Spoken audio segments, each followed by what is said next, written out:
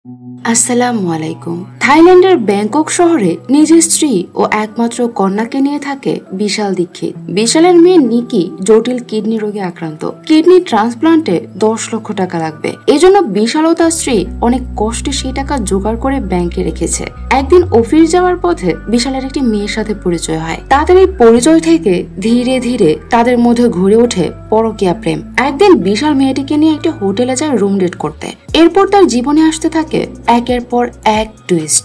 একজন ব্ল্যাকমেইলার তাকে ব্ল্যাকমেইল করে হাতিয়ে নিতে থাকে তার জমানো সব টাকা। সে পুলিশে কমপ্লেনও করতে পারছিল না, কারণ তাতে তার স্ত্রী তার সব নোংরামি জেনে যাবে। ব্ল্যাকমেইলারের এক দাবি পূরণ করতে গিয়ে সে শেষ করে ফেলে তার মেয়ের চিকিৎসার জন্য জমানো সব টাকা। সে কি করবে এখন? সে কি পারবে এই ব্ল্যাকমেইলারের হাত থেকে বাঁচতে? এমন এক কাহিনী নিয়ে আমাদের আজকের মুভি দ্য ট্রেন। তো চলুন স্পয়লার আর না বাড়িয়ে চলে যাই মুভির গল্পে। মুভির কাহিনী শুরু হয় বিশাল নামের এই লোকটিকে দেখিয়ে। বিশাল একটি কোম্পানিতে মার্কেটিং এ চাকরি করে। সে ব্যাংককে তার স্ত্রী অঞ্জলি এবং মেয়ে নিকিকে নিয়ে থাকে। সকালে এক্সারসাইজ শেষ করে এসে বিশাল তার মেয়ে নিকিকে ঘুম থেকে জাগিয়ে একসাথে ব্রেকফাস্ট করে। নিকি কিছু জটিল রোগে আক্রান্ত থাকায় তাকে রেগুলার সুগার চেক করে ডাক্তারকে ইনফর্ম করতে হয়। অঞ্জলি নিকির চেক করে ডাক্তারকে জানায় যে সুগার নরমাল আছে। অঞ্জলি এখানে একটি স্কুলে চাকরি করে। ব্রেকফাস্ট শেষ করে সে তার স্কুলে চলে যায়। বিশাল ও অঞ্জলির কথাবার্তায় বোঝা যায় যে তাদের মধ্যে সম্পর্ক তেমন ভালো ছিল না। প্রয়োজন ছাড়া তারা একে অন্যের সাথে তেমন কথাবার্তা বলতো না। যাই হোক, কিছুক্ষণ পর বিশাল তার অফিসে যাওয়ার জন্য বেরিয়ে পড়ে, কিন্তু মেট্রোতে উঠে সে দেখে যে সে মেট্রোর কার্ড নিয়ে আসেনি। সে তার ওয়ালেট চেক করে দেখে যে তার মধ্যেও টাকা নেই, কারণ অঞ্জলি স্কুলে যাওয়ার সময় তার মানিব্যাগ থেকে সব টাকা নিয়ে গিয়েছিল আর তাকে বলেছিল যে এটিএম থেকে টাকা উঠিয়ে নিতে, কিন্তু বিশাল তা ভুলে গিয়েছিল। মেট্রো স্টাফ তখন বিশালকে বলে যে পরের স্টেশনে নেমে যেতে, কিন্তু বিশালকে তো অফিসে যেতে হবে। এই নিয়ে মেট্রো স্টাফের সাথে বিশালের কথা কাটাকাটি হয়।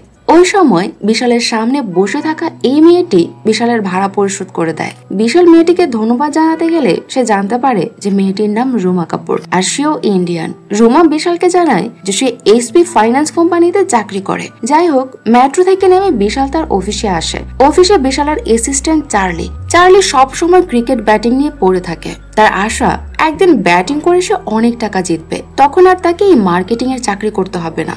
কিন্তু আজ পর্যন্ত সে একটি বাজিও জিততে পারেনি। বিশাল চার্লিকে বলে, হয় তুমি চাকরি করো, না হয় ব্যাটিং। দুটো একসাথে করতে গিয়ে যেদিন বসের কাছে ধরা খাবে সেদিন বুঝবে। ওই সময় একজন এসে বিশালকে খবর দেয় যে বস তাকে ডাকছে।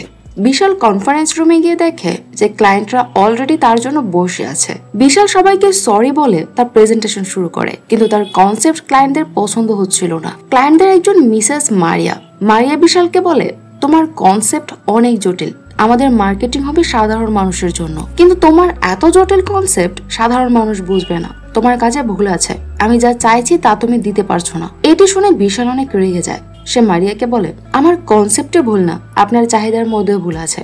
আপনি কি চান তা আপনি নিজেও জানেন না। এই নিয়ে মারিয়া ও বিশালের মধ্যে কথা কাটাকাটি হয়। এক পর্যায়ে বিশালের বস অর্জুন বিশালকে সেখান থেকে চলে যেতে বলে। কিছুক্ষণ পর অর্জুন বিশালের কাছে এসে বলে, তুমি একজন ক্লায়েন্টের সাথে এমন ব্যবহার করতে পারো না। তুমি তোমার কাজে মনোযোগ দিচ্ছ না বিশাল, এভাবে তুমি চাকরি করতে পারবে না। হ্যাঁ, আমি জানি যে তোমার মেয়ের অসুস্থতার জন্য হয়তো তুমি প্রেসারে আছো, কিন্তু এর প্রভাব তোমার অফিসের কাজে পড়লে পারফরমেন্স শুধু খারাপই হবে। এটি বলে অর্জুন চলে যায়। রাতে বিশাল একটু লেট করে বাড়িতে ফিরে। অঞ্জলি তখন কিচেনে কাজ করছিল। অফিস থেকে ফিরে বিশাল ডাইনিং টেবিলে মন খারাপ করে বসে থাকে। অঞ্জলি তখন বিশালকে বলে, কি হলো বিশাল, আজ এত লেট হয়েছে আসতে? বিশাল অঞ্জলিকে বলে, মিসেস মারিয়া আমাকে বলেছে আমার নাকি কনসেপ্ট ভুল, আর অর্জুন আমাকে বলে আমার পারফরমেন্স নাকি ঠিক নেই। অঞ্জলি তখন বিশালকে বলে, অফিসের টেনশন বাসায় নিয়ে আসার কোনো মানে হয় না বিশাল, সব প্রফেশনেই এমন হয়, আবার সব ঠিকও হয়ে যায়। এসব নিয়ে মন খারাপ করে কোনো লাভ নেই। খাবার রান্না করা আছে, তুমি খেয়ে নিও, আমি বেরোচ্ছি। বিশাল বলে, কোথায় যাচ্ছ? অঞ্জলি বলে, আজ টিচার্স অ্যাসোসিয়েশনের মিটিং আছে। এই বলে অঞ্জলি বেরিয়ে যায়। এরপর বিশাল নিকিকে পড়াতে বসায়। ওই সময় আমরা জানতে পারি যে নিকির দুটো কিডনি নষ্ট হয়ে গেছে, এজন্য রেগুলার তাকে ডায়ালাইসিস নিতে হয়। পড়তে পড়তে নিকি তার বাবাকে ডায়ালাইসিস মেশিন দেখিয়ে বলে, বাবা, এই মেশিন বন্ধ হয়ে গেলে কি আমি মারা যাব? এইটি শুনে বিশাল ডায়ালাইসিস মেশিনটির সুইচ অফ করে নিকিকে বলে, তোমার কিছু হয়েছে?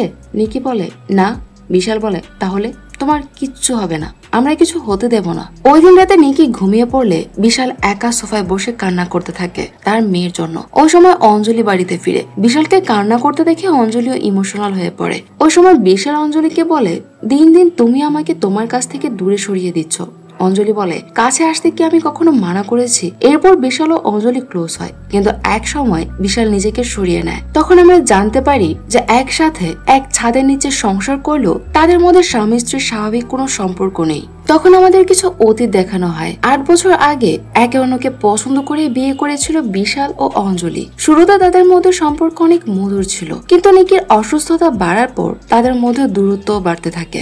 যাই হোক, বিশাল নিজেকে অঞ্জলি থেকে সরিয়ে নেয় অঞ্জলি অনেক কষ্ট পায়। পরদিন সকালে বিশাল ব্রেকফাস্ট করে অফিসে যাবার জন্য বেরিয়ে পড়ে। ট্রেনে আজ আবার তার রুমা কাপুরের সাথে দেখা হয়। বিশাল তাকে ওই দিনে টাকা ফেরত দিতে চাইলে রুমা বিশালকে বলে, টাকা ফেরত দিতে হবে না, একদিন না হয় কফি খাইয়ে দিবেন। ওই সময় বিশাল তার ওয়ালেট বের করে তার কার্ড রুমাকে দেওয়ার সময় ওয়ালেটের নিকির ছবি দেখে রুমা জিজ্ঞেস করে যে এটি তার মেয়ের ছবি কিনা। বিশাল বলে, হ্যাঁ এটি আমার মেয়ে নিকির ছবি। রুমা তখন তার পার্স বের করে বিশালকে একটি বাচ্চার ছবি দেখিয়ে বলে, এটি তার মেয়ে ঈশিতার ছবি। বিশাল রুমাকে তার হাজবেন্ডের কথা জিজ্ঞেস করলে রুমা তাকে জানায় যে তার হাজবেন্ড বছরে 11 মাসই ইউরোপ থেকে ব্যবসার কাজ করে, এখানে সে ঈশিতাকে নিয়ে একাই থাকে। এরপর বিশাল তার অফিসে চলে আসে। অফিসে এসে সে রুমা কাপুরের কোম্পানি এইচপি ফাইন্যান্স গুগলে সার্চ করে সেখান থেকে রুমার অফিসের ফোন নাম্বার নেয়। সে যখন রুমাকে ওই নাম্বারে ফোন করতে যাবে তখনই চার্লি এসে তাকে বলে যে ক্লায়েন্টরা বসে আছে, তাকে এখনই মিটিং এ যেতে হবে। বাধ্য হয়ে বিশাল রুমাকে ফোন না দিয়ে মিটিং এ চলে যায়। ওই দিন রাতে কোম্পানির বস অর্জুন একটি পার্টির আয়োজন করে। বিশাল অঞ্জলিকে নিয়ে সেই পার্টিতে যায়। সেই পার্টিতে রুমা ও তার হাজবেন্ডকে নিয়ে যায়। রুমা বিশালকে দেখেও তার সাথে কোনো কথা বলে না। পার্টি থেকে ফিরে বিশাল ও অঞ্জলি দুজন দুদিকে ফিরে ঘুমিয়ে পড়ে। মাঝরাতে হঠাৎ নিকির চিৎকারে তাদের ঘুম ভেঙে যায়। তারা দৌড়ে নিকির রুমে গিয়ে দেখে যে নিকি বিছানা থেকে নিচে পড়ে আছে, তার অবস্থা অনেক খারাপ হয়ে গিয়েছে। অঞ্জলি তখন নিকিকে সুগারের ইনজেকশন দিলে সে কিছুটা স্টেবল হয়। পরদিন সকালে তারা নিকিকে নিয়ে ডাক্তারের কাছে যায়। ডাক্তার নিকিকে চেক করে জানায় যে সে এখন একদম ঠিক আছে, চিন্তার কোনো কারণ নেই। বিশাল ডাক্তারকে জিজ্ঞেস করে যে কিডনির ডোনার কবে পাওয়া যাবে। ডাক্তার বিশালকে বলে, আমরা খোঁজ খবর রাখছি, ডোনার পাওয়া গেলেই আমরা নিকির কিডনি ট্রান্সপ্লান্ট করব। তোমরা 10 থেকে 12 লাখ টাকা রেডি রেখো। অঞ্জলি বলে, টাকার জন্য চিন্তা করবেন না, আমরা টাকা রেডি করে রেখেছি। ওই দিন অঞ্জলি ও নিকিকে বাসায় নামিয়ে দিয়ে বিশাল অফিসে যাওয়ার জন্য বেরিয়ে পড়ে। পথে রুমা বিশালকে ফোন দিয়ে একটি কফি শপে আসতে বলে। বিশাল সেখানে আসলে প্রথমে রুমা গতকালের জন্য বিশালকে সরি বলে, কারণ গতকাল রুমা বিশালকে দেখেও তার সাথে কথা বলতে পারেনি। রুমা বলে তার হাজবেন্ড হঠাৎ দেশে ফিরে এসেছে, সে তাকে নিয়ে খুব পজিটিভ, কারোর সাথে কথা বলতে দেখলে অনেক রাগারাগি করে, মাঝে মধ্যে সে অনেক ভায়োলেন্ট হয়ে যায়, জিনিসপত্র ভাঙচুর শুরু করে। এইসব শুনে বিশাল বলে তাহলে তুমি এমন মানুষের সাথে সংসার করছো কিভাবে? তার থেকে ডিভোর্স নিচ্ছ না কেন? রুমা বলে, আমি শুধু মেয়ে ঈশিতার দিকে তাকিয়ে সংসার করে যাচ্ছি, তার বাবা মা দুজনকেই প্রয়োজন। এরপর রুমা ও বিশালের মধ্যে অনেক কথা হয়। বিশালের মনে রুমার প্রতি সফট কর্নার তৈরি হয়। সে বুঝতে পারে যে রুমাকে সে পছন্দ করতে শুরু করেছে। এরপর থেকে সময় পেলেই বিশাল ও রুমা দেখা করত, একসাথে সময় কাটাতো। রুমার সাথে দেখা করে রাতের পর রাত বিশাল লেট করে বাসায় ফিরত। এদিকে অঞ্জলি তার জন্য অপেক্ষা করতে করতে বোর হয়ে যায়। এর মাঝে একদিন বিশাল অঞ্জলিকে ফোন দিয়ে বলে যে আজ রাতে তার ফিরতে একটু বেশি লেট হবে, অফিসে তার অনেক কাজ আছে, অনেকগুলো ক্লায়েন্ট ডিল করতে হবে। আসলে সেদিন বিশাল রুমাকে নিয়ে ডিস্কোতে যায় পার্টি করতে। তাদের মধ্যে এতদিনে অনেক ক্লোজ রিলেশন তৈরি হয়ে গিয়েছে। ডিস্কোতে একটি ছেলে রুমার সাথে অসভ্যতা করার চেষ্টা করে, এতে বিশাল ওই ছেলেটিকে মারতে থাকে। এতে রুমা বিশালের উপরে রাগ করে ডিস্কো থেকে বেরিয়ে আসে। বিশালও পেছন পেছনে এসে রুমাকে রাগ ভাঙানোর জন্য তাকে সরি বলে। এতে দুজনে আরো বেশি ক্লোজ হয়ে যায়। এরপর তারা একটি হোটেলে যায়। হোটেলের রিসেপশনে এন্ট্রি করে তারা রুমে চলে আসে। ওই সময় রিসেপশনিস্টের ব্যবহার কিছুটা অদ্ভুত ছিল। তারা হোটেল রুমে আসলে হঠাৎ একজন লোক পিস্তল হাতে এসে রুমার মাথায় পিস্তল ঠেকায়। তাকে দেখে বিশাল ও রুমা অনেক ভয় পেয়ে যায়। বিশাল বলে, কে তুমি, কি চাও আমাদের কাছে? লোকটি বলে, ওয়ালেট বের কর। বিশাল ও রুমা তাদের ওয়ালেট বের করে লোকটির হাতে দিলে বিশালের ওয়ালেটে অঞ্জলির ছবি এবং রুমার ওয়ালেটে তার হাজবেন্ডের ছবি দেখে তাদেরকে বলে গাড়ির মালিক একজন আর গাড়ি ড্রাইভ করছে আরেকজন।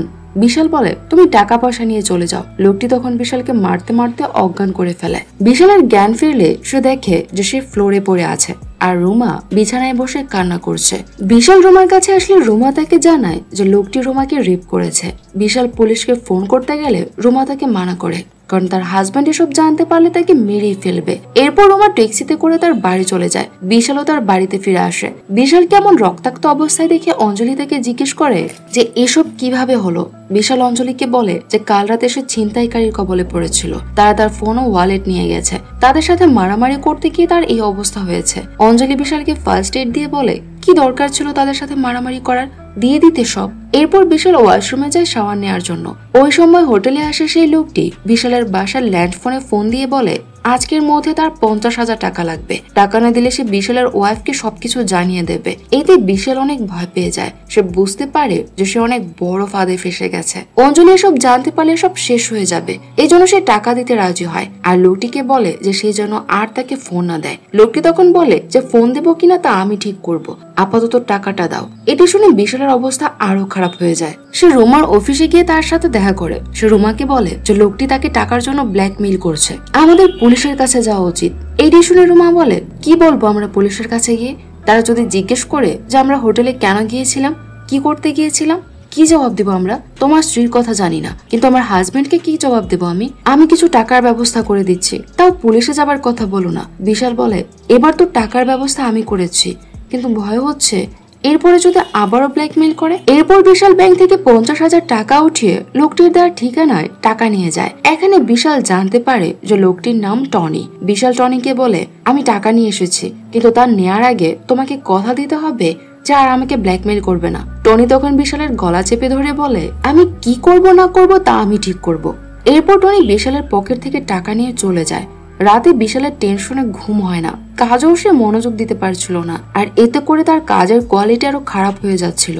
বিশাল তার বস অর্জুনকে বলে আমি অনেক বড় ভুল করে ফেলেছি অঞ্জলিকে ঠকিয়ে, আমি একটি পরকীয়া সম্পর্কে জড়িয়ে গেছি, এই নিয়ে মানসিকভাবে খুব খারাপ অবস্থায় আছি। এইসব শুনে অর্জুন বলে কাজে মনোযোগ দাও বিশাল, না হলে তোমার পারফরমেন্স ডাউন হবার কারণে আমাকে অন্য কিছু ভাবতে হবে। ওই দিন বিশাল তার ফোন নাম্বারের সাথে সাথে বাসার ফোন নাম্বারও চেঞ্জ করে ফেলে যাতে টনি আর তাকে ফোন দিতে না পারে। এসব করার সময় অঞ্জলি বিশালকে জিজ্ঞেস করে যে ফোন নাম্বার চেঞ্জ করার কারণ কি। বিশাল বলে তেমন কোনো কারণ নেই, জাস্ট একটু নতুনত্ব আনার জন্য। ওই দিন রাতে টনি বিশালের বাড়ির নম্বর থেকে বিশালের নতুন মোবাইল নাম্বারে ফোন দিয়ে বলে কি ব্যাপার বিশাল, ফোন নম্বর চেঞ্জ করে ভেবেছিস আমার হাত থেকে বেঁচে যাবি? আমি তোর বাড়ির লিভিং রুমে বসে আছি। এটি শুনে বিশাল অনেক ভয় পেয়ে যায়। সে দৌড়ে বাড়িতে আসে।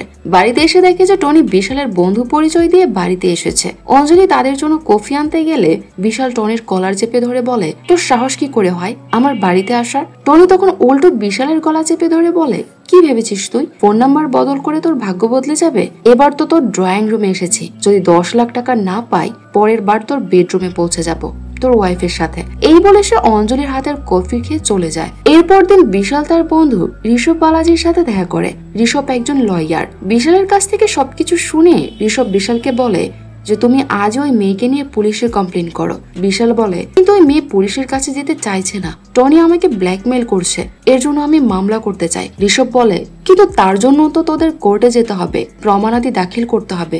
বিশাল বলে কিন্তু রুমা কোর্টেও যেতে চাইবে না। ঋষভ তখন বলে তাহলে আমি আর তোকে কোনো সাহায্য করতে পারবো না বন্ধু। এই বলে ঋষভ চলে যায়। এরপর বিশাল রুমার সাথে দেখা করে তাকে জানায় যে এবার টনি তার কাছে 10 লাখ টাকা চাইছে। এটি শুনে রুমা বলে সব দোষ আমার জন্যই তুমি এমন বিপদে পড়েছো, কিন্তু কোনো না কোনো রাস্তা তো আছে এই টনির হাত থেকে বাঁচার। বিশাল তখন কিছুক্ষণ ভেবে বলে পেয়েছি, টনির কাছে আমাদের ব্ল্যাকমেইল করার একমাত্র প্রমাণ হোটেলের রেজিস্টারে এন্ট্রি, সেটি যদি আমরা সরিয়ে ফেলতে পারি তবে টনি আর আমাদের ব্ল্যাকমেইল করতে পারবে না। এটি শুনে রুমা বলে আমিও তোমার সাথে যাব। এরপর তারা দুজন সেই হোটেলে যায়। কৌশলে বিশাল রিসেপশনিস্টের গায়ে কফি ফেলে দিলে রিসেপশনিস্ট ক্লিন করতে ওয়াশরুমে চলে যায়। এই ফাঁকে বিশাল সামনে থাকা রেজিস্টার থেকে সেদিন রাতে তাদের নাম এন্ট্রি করা পেজটি ছিঁড়ে নিয়ে চলে যায়। এতে রুমা ও বিশাল দুজনেই অনেক খুশি হয়। তারা ভাবে যে এবার তারা টনির হাত থেকে বেঁচে যাবে। ওই দিন ছিল নিকির জন্মদিন, এজন্য বিশাল বাড়িতে ছোটখাটো পার্টির আয়োজন করে। এরপর তারা একসাথে ছবি তোলে। পরদিন অফিসে বিশালের একটি প্রেজেন্টেশন ছিল। সে প্রেজেন্টেশন দেওয়ার জন্য প্রজেক্টরে স্লাইড ওপেন করে দেখে যে সেখানে স্লাইডের পরিবর্তে তার ও রুমার ক্লোজ ছবি। আর এই ছবিগুলো গতকালের, যখন সে ও রুমা হোটেলের রেজিস্টার থেকে তাদের নামের পাতাটি ছিঁড়ে এনেছিল। সে অফিসে বসে যখন এই ছবিগুলো দেখছিল তখন তার কাছে টনির ফোন আসে। টনি বলে, কেমন লাগলো আমার প্রেজেন্টেশন? এখন তো শুধু তোর বস আর ক্লায়েন্ট এসব ছবি দেখেছে। যদি 10 লাখ টাকা না পাই তবে হোটেলের বেডরুমের পুরো ছবি শহরে ছড়িয়ে যাবে। তখন তোর আর রুমার পরিবারের কি অবস্থা হবে ভেবে দেখেছিস? এই বলে টনি ফোন রেখে দেয়। বিশালকে টেনশনে দেখে চার্লি তার কাছে এসে জিজ্ঞেস করে যে তার কি হয়েছে। বিশাল চার্লিকে সবকিছু খুলে বলে। সব শুনে চার্লি বলে, ও এই ব্যাপার, আজ রাতে টনিকে উচিত শিক্ষা দেব। বিশাল বলে, কিন্তু কিভাবে? চার্লি বলে, অস্ত্র জমা দিয়েছি কিন্তু ট্রেনিং ভুলিনি। এখানে চাকরি করার আগে 5 বছর জেল খেটেছি। এসব ছোটখাটো গুন্ডা লোফার আমার পায়ের কাছে পড়ে থাকতো। ওই দিন রাতে বিশাল চার্লিকে নিয়ে টনির আস্তানায় যায়। চার্লির কাছে ওই সময় পিস্তল দেখে বিশাল অনেক অবাক হয়, কিন্তু তারা গাড়ি থেকে নামার আগেই টনি চার্লিকে গুলি করে মেরে ফেলে। এরপর টনি বিশালকে বলে, তুই একে নিয়ে এসেছিস আমাকে মারার জন্য? ভালোই ভালো টাকা দিয়ে দে, নাহলে আরো বড় বিপদে পড়বি। এতে বিশাল আরো বেশি ভয় পেয়ে যায়। সে গাড়ি থেকে নেমে দাঁড়ায়। ওই সময় একজন কলগাল সেখানে এসে তাকে ইশারা করে হোটেলে যাওয়ার জন্য, কিন্তু সে মানা করে দেয়। মেয়েটি তখন তার কাছে সিগারেট চায়। বিশাল গাড়ি থেকে সিগারেটের প্যাকেট এনে মেয়েটিকে দেয়। সে বুঝতে পারছিল যে গাড়িতে যদি মেয়েটি চার্লি ডেড বডি দেখে তবে সে পুলিশ ডাকবে। এজন্য সে মেয়েটিকে সেখান থেকে বিদায় করার চেষ্টা করছিল। ওই সময় সেখানে একটি পুলিশের গাড়ি এসে দাঁড়ায়। এতে বিশাল আরো ভয় পেয়ে যায়, কিন্তু পুলিশ ওই কলগাল মেয়েটিকে নিয়ে সেখান থেকে চলে যায়। এরপর বিশাল চার্লি ডেড বডিটি গাড়ির ডিকিতে রেখে পাশের একটি লেকে গাড়ি সহ ফেলে দেয়। এরপর বিশাল বাড়িতে ফিরে আসে। তখন আমরা দেখি যে বিশাল সাথে করে চার্লি পিস্তলটি নিয়ে এসেছে। পরদিন অফিসে গেলে পুলিশের ইনভেস্টিগেশন অফিসার খান বিশালের সাথে দেখা করতে আসে। খান বিশালকে জানায় যে গত রাতে চার্লির মার্ডার হয়েছে। তাকে গুলি করে হত্যা করে বডিটি গাড়ি সহ লেকে ফেলে দেওয়া হয়েছিল। এটি শুনে বিশাল অবাক হওয়ার অভিনয় করে। এরপর খান বিশালকে জেরা করা শুরু করে, কারণ চার্লি বিশালের অ্যাসিস্ট্যান্ট ছিল। খান বিশালকে জিজ্ঞেস করে যে সে চার্লির ব্যাপারে এমন কিছু জানে কিনা যার কারণে তার খুন হতে পারে। বিশাল বলে, আমি এ ব্যাপারে কিছু জানি না। খান বলে, কাল রাত 7টা থেকে 12টার মধ্যে আপনি কোথায় ছিলেন? বিশাল বলে, আমি অফিসেই ছিলাম। সবাই চলে যাবার পর আমি এখানেই কাজ করছিলাম। ওই সময় বিশালের ফোনে টনির কল আসে। সে বিশালকে বলে যে সে রুমার বাড়িতে এসেছে, তাকে বেঁধে রেখেছে। যদি 30 মিনিটের মধ্যে বিশাল 10 লাখ টাকা নিয়ে রুমার বাড়িতে না আসে তবে সে প্রথমে রুমাকে, তারপর তার স্ত্রীকে ও শেষে নিকিকেও মেরে ফেলবে। এটি শুনে বিশাল অনেক ভয় পেয়ে যায়। সে খানকে বলে যে আমার একটা আর্জেন্ট মিটিং আছে, আমাকে এখনই বের হতে হবে। এই বলে বিশাল অফিস থেকে বেরিয়ে যায়। বিশাল এভাবে বেরিয়ে যাওয়ায় খানের মনে কিছুটা সন্দেহ হয়। বিশাল সেখান থেকে বেরিয়ে ব্যাংক থেকে নিকির অপারেশনের জন্য জমানো টাকা থেকে 10 লাখ টাকা উঠিয়ে রুমার বাড়িতে যায়। সেখানে গিয়ে সে দেখে যে টনি রুমার হাত পা বেঁধে সোফায় ফেলে রেখেছে। টনি বিশালকে জিজ্ঞেস করে যে টাকা নিয়ে এসেছে কিনা। বিশাল বলে যে টাকা এনেছি, টাকা নিয়ে ওকে ছেড়ে দাও। ওই সময় রুমা বিশালকে নিষেধ করে টাকা দিতে। টনি তখন রুমাকে এক থাপ্পড় বসিয়ে দেয়। বিশাল তখন টনিকে টাকা দিয়ে দিলে টনি টাকা নিয়ে চলে যায়। টনি চলে গেলে রুমা বিশালকে বলে, কেন বিশাল, আমার জন্য কেন তুমি তোমার সারা জীবনের সঞ্চয় তাদের হাতে তুলে দিলে? বিশাল এর কোনো জবাব না দিয়ে সেখান থেকে চলে আসে। পরদিন বিশাল অফিসে যাওয়ার জন্য বের হয় ঠিকই, কিন্তু সে অফিসে আসে না। সে একটি বারে বসে ড্রিঙ্ক করতে থাকে। ওই সময় খান বিশালকে বাড়িতেও অফিসে না পেয়ে খুঁজতে খুঁজতে সে বাড়ি আসে। সে আবারও বিশালকে চার্লির ব্যাপারে জিজ্ঞেস করে, কিন্তু এবারও বিশাল আগের মতোই জবাব দেয়। খান চলে যাওয়ার সময় বিশালকে বলে যায় যে খুনি যেই হোক না কেন সে তাকে ছাড়বে না। ওই দিন বাড়িতে ফিরে বিশাল সিদ্ধান্ত নেয় যে সে অঞ্জলিকে সবকিছু বলে দেবে। সে অঞ্জলির কাছে গিয়ে তার কাছে ক্ষমা চেয়ে বলে, আমি তোমাকে ঠকিয়েছি অঞ্জলি, আমি অনেক বড় ভুল করে ফেলেছি। এই কথা শুনে অঞ্জলি বলে যে কি করেছো তুমি? এবার বিশাল তারও রুমার ব্যাপারে সবকিছু খুলে বলে অঞ্জলিকে। রুমার সাথে তার দেখা হওয়া, পরিচয়, হোটেলে যাওয়া, টনির ব্ল্যাকমেলিং সবকিছু। এইসব শুনে অঞ্জলি অনেক কষ্ট পায়। সে বিশালের গালে এক চড় বসিয়ে দিয়ে বলে, তুমি কি করে পারলে নিকির চিকিৎসার টাকা দিয়ে দিতে, তা আবার একটা অন্য মেয়ের জন্য? এখন কি করে আমি নিকির চিকিৎসা করাবো? তুমি নিজ হাতে নিকিকে মেরে ফেললে, কেমন বাবা তুমি? এসব বলে অঞ্জলি কান্না করতে থাকে। পরদিন একটি ফটো ফ্রেমের দোকানের সামনে দিয়ে যাওয়ার সময় সেই দোকানে একটি ছোট বাচ্চার ছবি দেখতে পায়। বিশালের তখন মনে পড়ে যে রুমা এই বাচ্চাটির ছবি দেখিয়ে তাকে বলেছিল যে এটি তার মেয়ে ঈশিতা।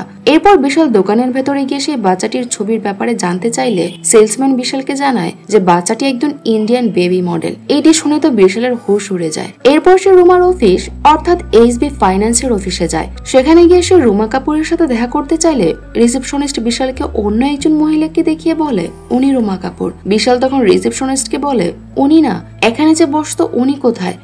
রিসেপশনিস্ট তখন বলে আচ্ছা, আপনি রিজা মালহোত্রার কথা বলছেন। উনি রুমা কাপুরের টেম্পোরারি পিত্র ছিলেন। গতকালই উনি চাকরি ছেড়ে চলে গেছেন। এরপর বিশাল রুমার বাড়িতে যায়। রুমার বাড়িতে গেলে একটি মেয়ে বিশালকে জানায় যে এই ফ্ল্যাটটি মিস্টার রবার্টের। 1 মাসের জন্য সে কাউকে ভাড়া দিয়েছিল। গতকাল রাতে ভাড়াটিয়া ফ্ল্যাট খালি করে চলে গেছে। যাওয়ার আগে তারা এই ফটোটি ফেলে গেছে। এটি ছিল সেই ছোট্ট বাচ্চাটির ছবি যেটিকে রুমার নিজের মেয়ে ঈশিতার ছবি বলেছিল। বিশাল বুঝতে পারে যে সে অনেক বড় ফ্রডের শিকার হয়েছে আর এর সাথে জড়িত রুমা টনির সাথে মিলে তাকে ব্ল্যাকমেল করে ফ্রডে ফাঁসিয়েছে। ওই দিনে নিকের ডাক্তার বিশালকে ফোন করে জানায় যে তারা নিকের জন্য একজন কিডনি ডোনার পেয়েছে। আজই যেন সে হাসপাতালে এসে সব ফর্মালিটিস পূরণ করে যায়। এটি শুনে তো বিশালের মাথা ঘুরতে থাকে। এখন সে টাকা পাবে কোথায়? তার মনে পড়ে যে রুমার সাথে তার প্রথম দেখা হয়েছিল ট্রেনে। হয়তো তাকে আবারও ট্রেনেই পাওয়া যাবে। এই জন্য সে ট্রেন স্টেশনে গিয়ে রুমাকে খুঁজতে থাকে। স্টেশনের সব জায়গায় তন্ন তন্ন করে খোঁজার পর এক সময় বিশাল রুমাকে অন্য একজন লোকের সাথে দেখতে পায়। রুমা সেই লোকটির থেকে বিদায় নিয়ে কিছুক্ষণ অপেক্ষা করার পর একটি বাইক নিয়ে টনি সেখানে আসে। এরপর রুমা টনির সাথে বাইকে করে চলে যায়। বিশালের মনে পড়ে রুমা সেদিন রাতে অনেক হোটেল বাদ দিয়ে গালিভার নামের হোটেলটি বাছাই করেছিল যাওয়ার জন্য। হয়তো এই হোটেলেই তাদের সবকিছু সেট করা আছে। আর তার যদি ভুল না হয় তবে রুমা তার নতুন শিকার আবার এখানে আসবে। এই জন্য সে রাতেই হোটেলে গিয়ে অপেক্ষা করতে থাকে। ওই দিন সত্যি রুমা স্টেশনে দেখা লোকটিকে নিয়ে হোটেলে আসে। রিসেপশনিস্ট যথারীতি তাদের টপ ফ্লোরেই সেই রুমটি দেয় যেখানে বিশাল ও রুমা উঠেছিল। তারা চলে যাবার পর টনি সেখানে এসে রিসেপশনিস্টের কাছ থেকে ওই রুমের একটা অল্টারনেটিভ চাবি নিয়ে নেয়। একটু দূরে সোফায় বসে এইসব কিছু দেখছিল বিশাল। রুমা লোকটিকে নিয়ে হোটেল রুমে চলে গেলে টনি ও তার আরেকজন লোক প্রস্তুত হয় লিফটে করে সেই রুমে যাবার জন্য। বিশাল তাদের সেখানে যাওয়ার আগেই সিঁড়িতে করে সেখানে পৌঁছে পর্দা স্ট্যান্ড খুলে নিয়ে টনির জন্য অপেক্ষা করতে থাকে। টনি সেখানে আসলে বিশাল পেছন থেকে টনির মাথায় আঘাত করে তাকে অজ্ঞান করে ফেলে। এরপর সে টনির বডিটি টানতে টানতে হোটেল রুমে নিয়ে আসে। তাকে দেখে রুমা ও তার সাথে থাকা লোকটি অনেক ভয় পেয়ে যায়। বিশাল তখন লোকটিকে বলে যে রুমা টনির সাথে মিলে কিভাবে মানুষকে ব্ল্যাকমেল করে তাদের জীবনকে নরক বানিয়ে দেয়। ওই সময় টনির জ্ঞান ফিরে আসলে ধস্তাধস্তির এক পর্যায়ে বিশালের হাতে থাকা পিস্তলের গুলি গিয়ে লাগে রুমার পেটে। এটি দেখে টনি বিশালকে গুলি করলে সেই গুলি গিয়ে লাগে রুমার সাথে আসা লোকটির গায়ে। এতে লোকটি সেখানেই মারা যায়। এরপর টনি ও বিশালের মধ্যে অনেক ফাইট হয়। বিশাল টনিকে বারবার জিজ্ঞেস করে তার টাকা কোথায়, কিন্তু টনি তাকে কিছুই বলে না। এক পর্যায়ে টনি ও তার সাথে আসা লোকটি বিশালকে গলায় ফাঁস দিয়ে ফেলে। বিশাল তখন বাঁচতে টনি ও তার সাথের লোকটিকে গুলি করে দেয়। এতে তারা মারা যায়। এরপর বিশাল রুমার কাছে আসে। রুমারও তখন সময় শেষ, কিন্তু মারা যাবার আগে রুমা বিশালকে বলে যায় যে টাকা হোটেলের লকারে রাখা আছে। এরপর লকার থেকে বিশাল টাকার লাগেজটি নিয়ে হোটেল থেকে বেরিয়ে আসে। লাগেজে তার নামের নেম প্লেট লাগানো থাকায় কারো সন্দেহ হয় না, কারণ টনি বিশালের কাছ থেকে টাকা নিয়ে সেই লাগেজে টাকাগুলো হোটেলের লকারে রেখেছিল। হোটেল থেকে বেরিয়ে বিশাল চেক করে দেখে যে এর ভেতরে সব টাকা অক্ষত আছে। সৃষ্টিকর্তাকে ধন্যবাদ জানিয়ে বিশাল হাসপাতালে আসে। ওই দিনে নিকির অপারেশন হয় আর অপারেশন সাকসেসফুল হয়। নিকি সুস্থ হয়ে যায়। এতে অঞ্জলি ও বিশালকে ক্ষমা করে দেয়। তাদের মধ্যে সম্পর্ক আর এই সিনের মধ্য দিয়ে মুভিটি শেষ হয়ে যায়। তো মুভিটির গল্প আপনাদের কাছে কেমন লেগেছে তা কমেন্টে জানাতে ভুলবেন না। সবাই ভালো থাকবেন, সুস্থ থাকবেন আর আমাদের সাথেই থাকবেন। আল্লাহ হাফিজ।